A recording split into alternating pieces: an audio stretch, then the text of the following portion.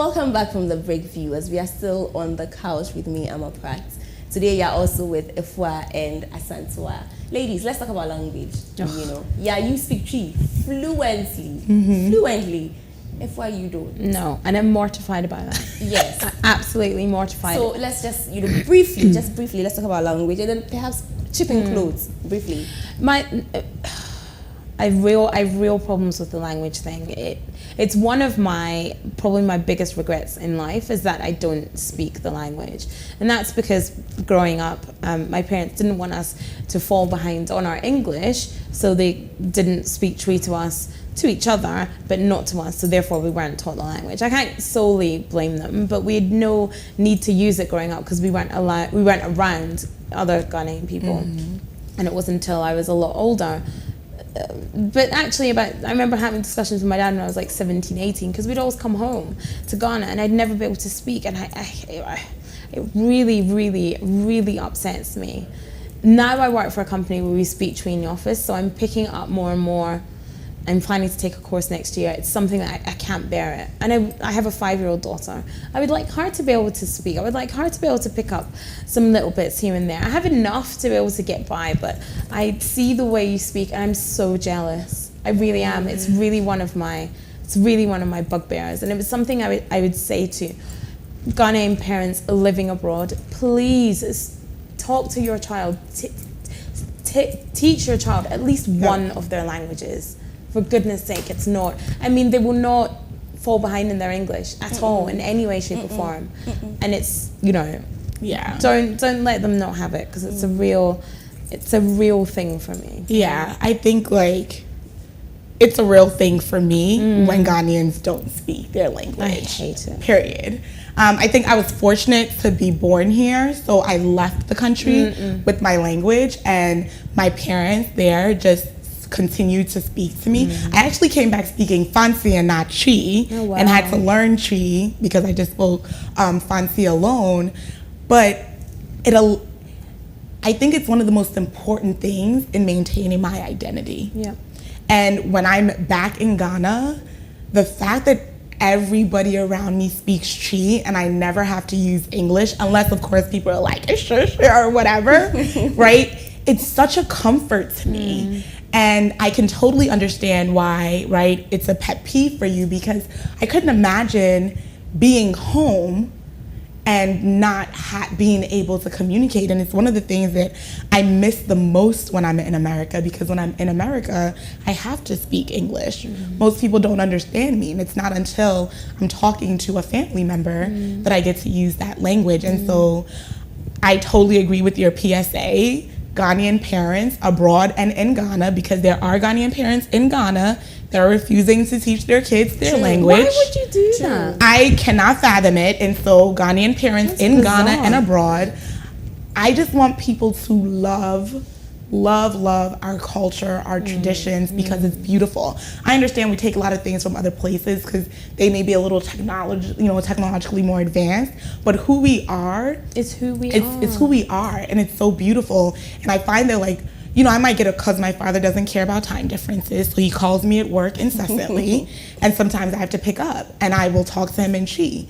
And as soon as I get off the phone, that'll be the conversation for the next 30 minutes. You speak another language? Where are you from? And people are just mesmerized by it, right? And so that is a gift I would never take away, from my child. Whether I marry a Ghanaian or not, my children will speak Twi, right? It is a non-negotiable.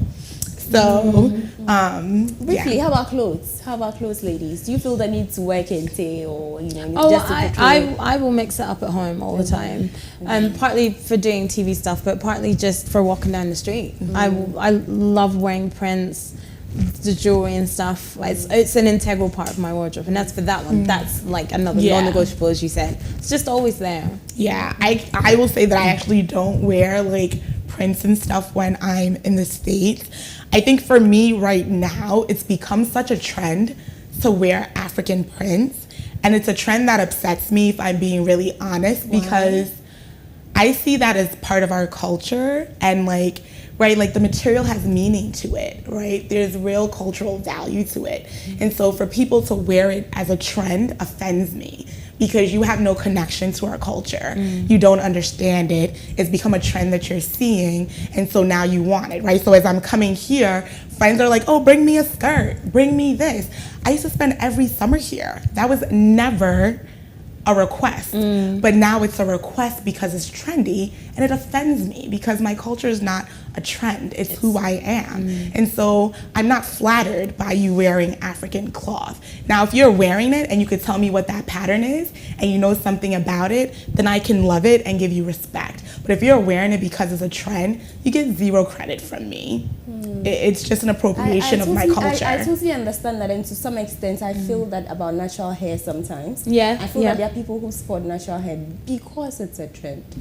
I feel that your African identity is in your heart. It's not in what you wear or how you wear your hair. And I think that the minute we shift the conversation and make it about how you look and not what's in your heart, we miss the point. Completely miss the point. We miss the point completely. Ladies, it's been great talking to you.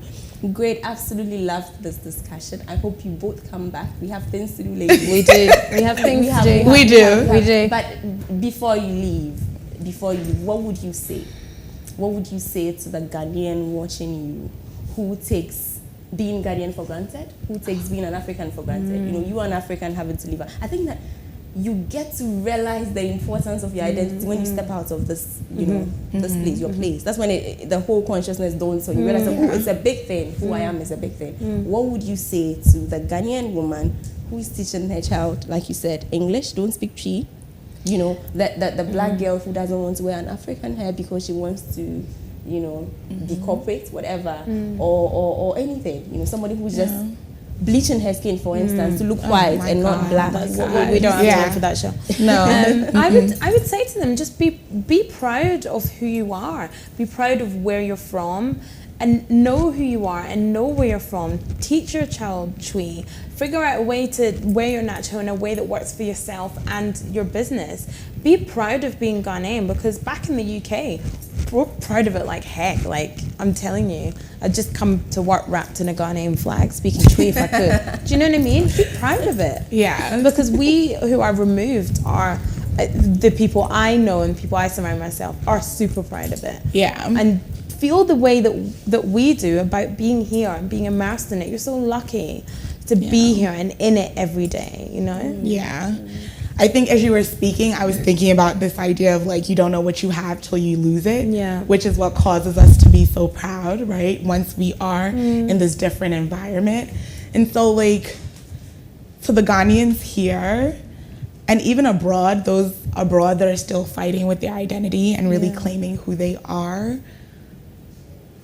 I want them to think about who they would be if they didn't have their language, who they would be if they didn't have, you know, family and friends here, who they would be if Ghana just was gone. What would be left of them? And I know for myself, there wouldn't be much left if those things were removed from me. Yeah. And so because I love who I am, and I'm proud of who I am, I feel compelled to always show the African in me or the Ghanaian in me, because I felt the loss, and I don't ever want to feel that. And so because you don't ever have to feel that loss, like really be proud of it, right? And like cherish it, because there are some of us that are in racist environments or just wherever and can't get the fufu as they want it, right? Like I've been freezing cold, right? And freezing. I've been here like I have to have wache. I have to have wache because it's there in Ghana. I mean, in America, but it doesn't taste the same. And I just love our culture and the respect we share for each other as people, the love that we have for each other as people.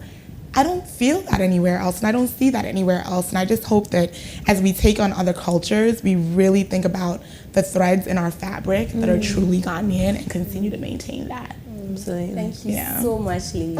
It's been a joy. Yeah. I don't think it's been this pretty ever on this show. We made the catch look good, huh? Yeah, you make everything look good, ladies. Thank you so much for making time to be here. Every time you're in Ghana, we are doing a show. Sounds good. It's a deal.